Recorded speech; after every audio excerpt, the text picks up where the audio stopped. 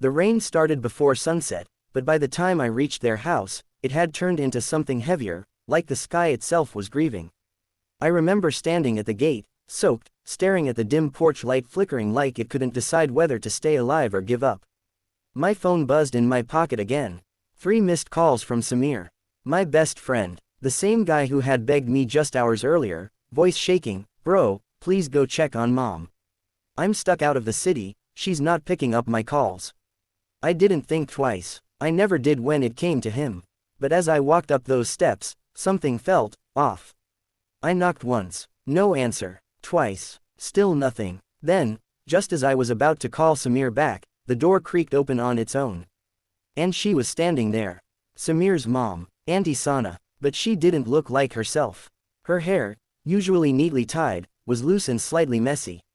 Her eyes, red, swollen, like she hadn't slept in days. And her voice, it trembled when she spoke.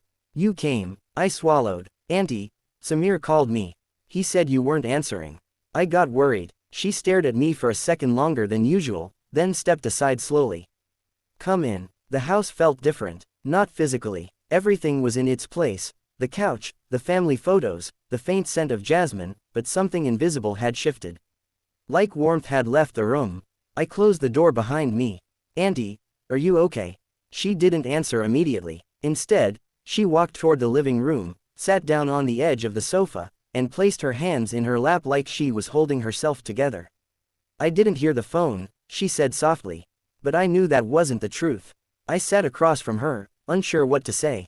This was the same woman who used to scold us for making too much noise, who laughed loudly at her own jokes, who treated me like her second son. Now she looked fragile. "Auntie," I said gently, "Samir's really worried. He tried calling so many times." At the mention of his name, her lips quivered. I didn't want to talk to anyone. That hit harder than I expected. "Why?" I asked carefully. She looked up at me then. And I'll never forget that look. Lonely. Not just alone, but deeply, painfully lonely. "Because sometimes," she whispered, "you just don't have the strength to pretend you're okay." Silence filled the room after that. The rain tapped harder against the windows, like it was trying to force its way in. I leaned forward. "You don't have to pretend with me." For a moment, she said nothing.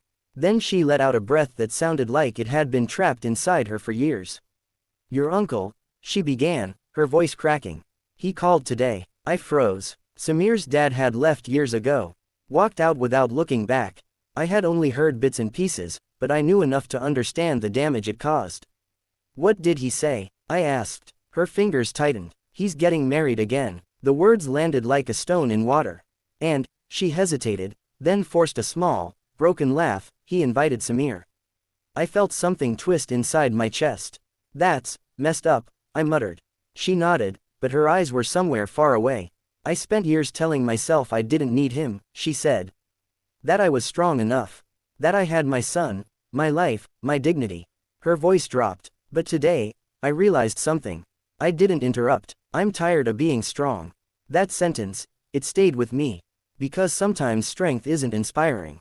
Sometimes it's exhausting. The room fell quiet again. She wiped her eyes quickly, almost embarrassed. "I'm sorry. You didn't come here to listen to all this." "I did," I said firmly. "I mean, I didn't know I would, but I'm glad I'm here." She looked at me, surprised. "Really?" "Yeah." I hesitated for a moment, then added softly, "because no one should go through this alone."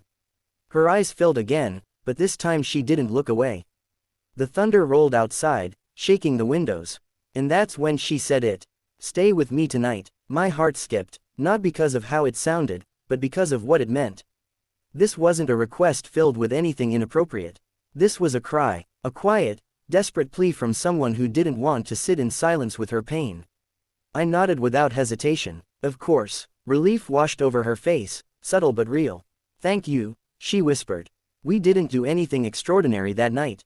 No dramatic speeches, no grand solutions, just presence." I made tea while she sat at the table, occasionally glancing at me like she couldn't believe someone was actually there. We talked, at first, about small things, Samir's childhood, the trouble we used to get into, the time we nearly burned down the kitchen trying to cook noodles. She even laughed, a real laugh. It was soft, but it was there. And then, slowly, the deeper conversations came. She talked about her marriage, how it started beautifully, how it slowly cracked, how she ignored the warning signs until it was too late. She admitted her fears. What if I wasted my life? She asked at one point. What if this is all there is? I looked at her and said something I didn't even know I believed until that moment. It's not too late to start again. She smiled faintly. That's easy for you to say. You're young. Maybe, I said, but pain doesn't have an age limit. And neither does hope. She stared at me for a long time after that. As the night deepened, the storm outside slowly began to fade. But inside, something else was changing. The heaviness in the room started to lift. Not completely, but enough. Around midnight, the power went out. The house fell into darkness. For a second, neither of us moved. Then I reached for my phone and turned on the flashlight. She chuckled softly. This feels like a scene from a movie.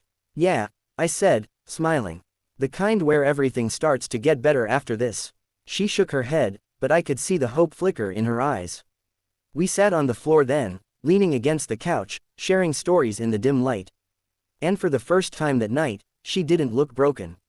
She looked human, tired, yes, hurt, yes, but still standing, still capable of smiling, still capable of healing. At some point, she grew quiet. Can I ask you something?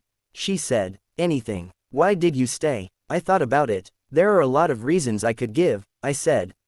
But the truth is simple. I met her gaze. Because you matter. Her eyes widened slightly. And because, I added softly, you don't have to be alone anymore. That was the moment everything shifted. Not dramatically, not like in movies, but quietly, deeply. She nodded, tears slipping down her cheeks, but this time, they didn't look heavy. They looked lighter, like something had been released. We stayed there for a long time, just talking, sitting, existing. And when the power finally came back, it felt like a symbol. Like the darkness had done its part. Morning came gently. The rain had stopped. Sunlight filtered through the curtains, soft and warm. I woke up on the couch, a blanket draped over me. She was in the kitchen, making breakfast. Humming. I smiled. It wasn't a complete transformation. Pain doesn't disappear overnight, but something had changed, and sometimes, that's enough. Samir called again. This time, she answered. I watched from a distance as she spoke to him, her voice steady, reassuring. I'm okay, she said. And for the first time, it sounded true. Before I left, she walked me to the door. Thank you, she said again. You already said that. I know, she smiled. But some things deserve to be said more than once. I nodded. Then, just as I was about to step out, she added, you reminded me of something important. What's that? That being strong doesn't mean being alone. I smiled back. Exactly. As I walked away, I realized something too. We often think we need to fix people, to solve their problems, to have the perfect words. But sometimes, all someone really needs is for you to stay, to listen, to sit beside them in the dark until the light comes back. And that night, that's all I did, and somehow, it was enough.